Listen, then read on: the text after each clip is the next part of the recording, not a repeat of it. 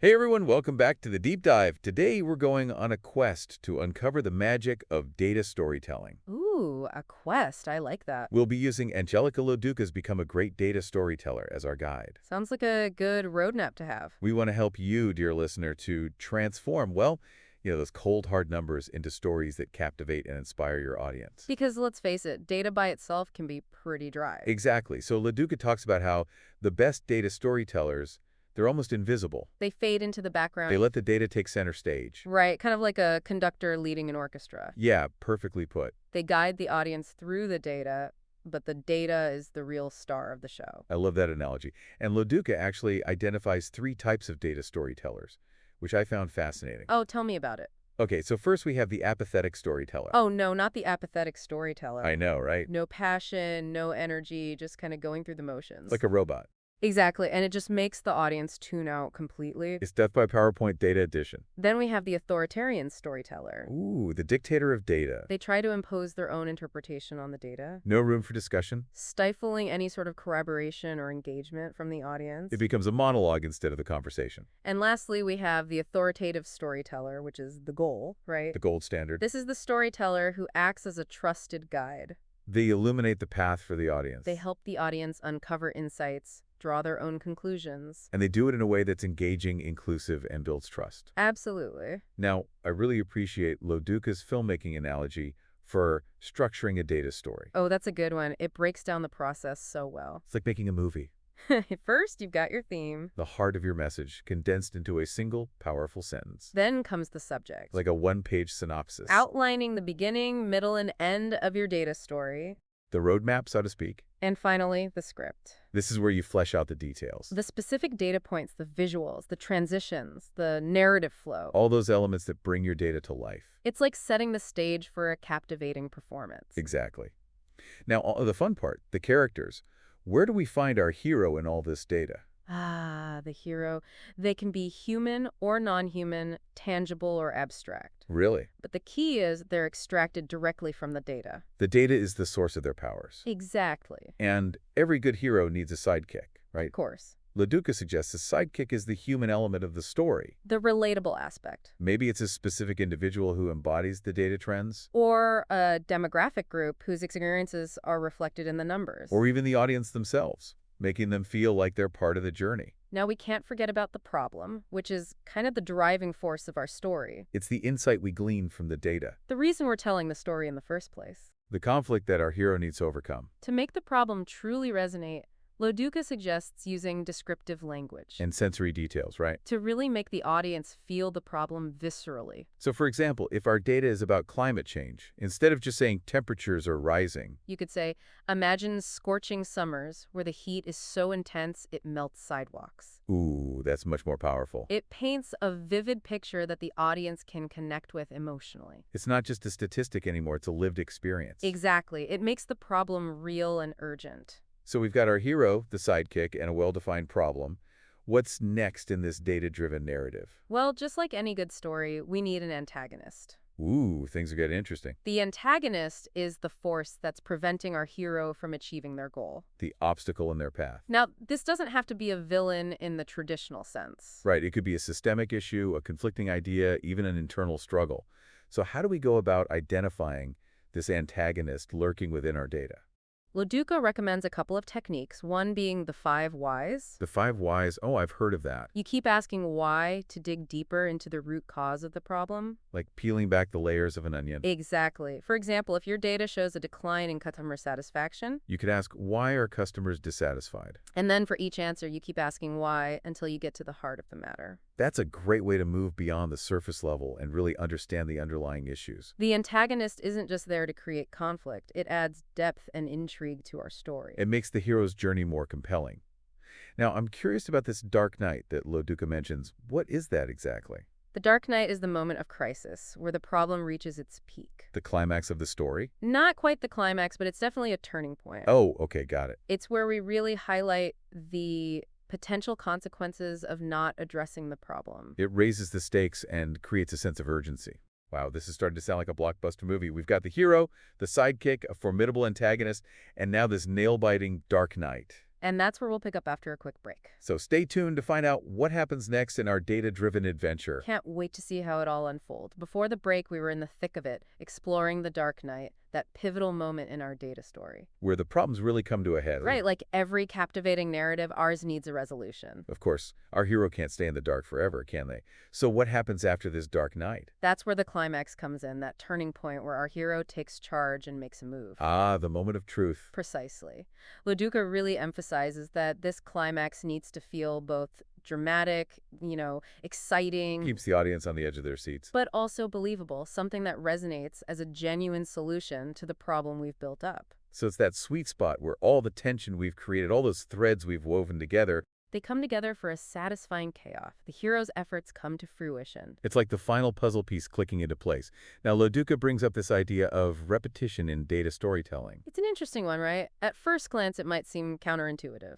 Like, haven't we already said it all? But think of it like a catchy song or a phrase that sticks with you long after you've heard it. The more you hear it, the more it sinks in. Exactly. Repetition reinforces those key points, those takeaways we want our audience to remember. So it's less about saying the same thing over and over. And more about finding creative ways to emphasize and reintroduce those core ideas throughout our story. So it's not just about telling a captivating story. It's about ensuring that the message truly lands and leaves a lasting impact. And that's where Loduca's final point comes in. It's not enough to just tell the story ourselves. No, it's about igniting something in the audience, giving them the tools to carry the narrative forward. She talks about empowering the audience to become storytellers themselves. That's a powerful concept. It is, isn't it? It transforms them from passive listeners into active participants, advocates for the insights they've gleaned. But how do we do that? How do we give them that power, that ability to retell the story and spread the message? Well, Laduva offers a few suggestions. One is tailoring our approach to different audiences, recognizing that what resonates with one group, Might not work for another. for example, the way we communicate data to a room full of scientists. Would be very different from how we'd approach a group of, say, marketing executives. Absolutely. It's about understanding their existing knowledge, their interests, what they hope to gain from the data. So we need to ask ourselves questions like, are they familiar with data analysis? Are they looking for specific insights or just a broad overview? And then adjust our language, our visuals, the level of detail we provide to meet their specific needs. Laduca actually breaks down audiences into three main groups. She does, and each one requires a slightly different approach. Okay, let's start with the general public.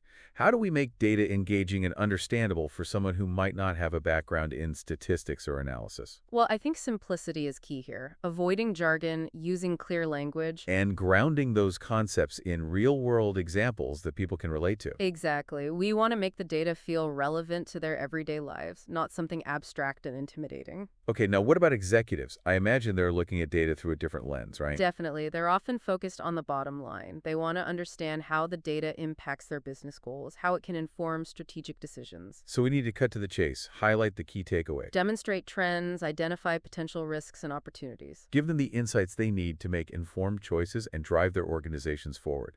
And lastly, what about professionals in a specific field? How do we tailor our approach for them? With professionals, we can often dive a bit deeper into the technical aspects, knowing they have a certain level of expertise already. So we can showcase more complex analysis, use more specialized language. Precisely. Engage them in a richer discussion, invite them to explore the nuances of the data. Loduca also mentions the importance of understanding the audience's mindset. Are they coming into this with preconceived notions about the data? Are they skeptical, enthusiastic, completely unaware? Recognizing those underlying attitudes can dramatically influence how our message is received. It's like meeting them where they are, acknowledging their perspectives, and then framing the data story in a way that resonates with their existing beliefs and values. Absolutely. And we can't forget about the power of visuals to enhance our data stories. Charts, graphs, images, even interactive elements can make a world of difference. They can transform a dry presentation into a truly immersive experience. Imagine taking your audience on a visual journey through the data, revealing hidden patterns. Making those abstract concepts tangible and memorable. Think like a film editor. Use techniques like chronological storytelling, flashbacks, even parallel narratives to create a dynamic and engaging flow. So it's not just about presenting the data. It's about weaving a tapestry of information, insight, and emotion that captures the audience's imagination. Exactly. A well-crafted data story can make the audience feel like active participants in the process of discovery. Rather than just passive recipients of information. And ultimately, that's what makes data storytelling so powerful. It's about connecting with people, sharing insights, and inspiring action. So for our listeners out there, what's the key takeaway from all this? The takeaway is this: anyone can become a great data storyteller. It's about embracing the power of narrative, understanding your audience. And most importantly, recognizing that within those data points, within those numbers, lie incredible stories waiting to be told. So, dear listener, what hidden stories are waiting to be discovered in your data? I encourage you to take these principles we've discussed, experiment with different approaches, and unlock that narrative potential that lies within those numbers. Remember, data storytelling is about connecting with your audience, sharing insights, and making a lasting impact. And you have the power to do just that. We've talked about empowering audiences, but how do we tailor our data stories to connect with different groups? It's important to remember that not every audience is created equal. We need to consider their existing knowledge. Their interests, their expectations. Exactly. What works for a room full of data scientists might completely fall flat with, say, a group of marketing executives. So we need to think about, are they familiar with data analysis at all? Are they looking for very specific insights or just a broad overview? And then we adapt our language, our visuals, our whole approach to meet those needs. Leduca actually suggests thinking about audiences in three main categories: Oh, interesting. What are they? the general public, executives, and professionals. Makes sense. Okay, let's break those down. Starting with the general public, how do we approach data storytelling for people who may not be data experts? Well, I think the key here is simplicity, avoiding any kind of jargon or technical terms. Using clear, concise language that everyone can understand. And whenever possible, grounding those concepts in real-world examples that people can relate to. We want to make the data feel relevant to their everyday lives, not something abstract and intimidating. Okay, that makes sense. Now, what about executives? They probably have a different perspective on data, right? Definitely. Executives are often laser-focused on the bottom line. They want to understand how the data impacts their business goals, their strategic decisions. So we need to give them the key takeaways, highlight the trends, identify those potential risks and opportunities, give them the information they need to make those big decisions. Exactly. Arm them with the insights they need to move their organizations forward. And finally, what about professionals in a specific field? What's the best way to connect with them through data? With professionals, we have a bit more flexibility to dive deeper into the technical aspects, knowing they already have a foundation of knowledge. So we can showcase our expertise, use more specialized language. Precisely. We can engage them in a richer discussion, invite them to explore those nuances of the data that might be lost on a more general audience. Leduca also talks about the importance of understanding the audience's mindset. What are their preconceived notions about the data? Are they skeptical, enthusiastic, completely unaware? Recognizing those underlying attitudes can really shape how our message is received and how effective we are in getting our point across. It's like meeting them where they are. Acknowledging their perspective, right? And then framing the data story in a way that resonates with their existing beliefs and values. Absolutely. And we can't forget about the power of visuals to elevate our data stories. Charts, graphs, images, even interactive elements can make a world of difference. They transform a dry presentation into a truly immersive experience. Take your audience on a visual journey through the data. Reveal those hidden patterns.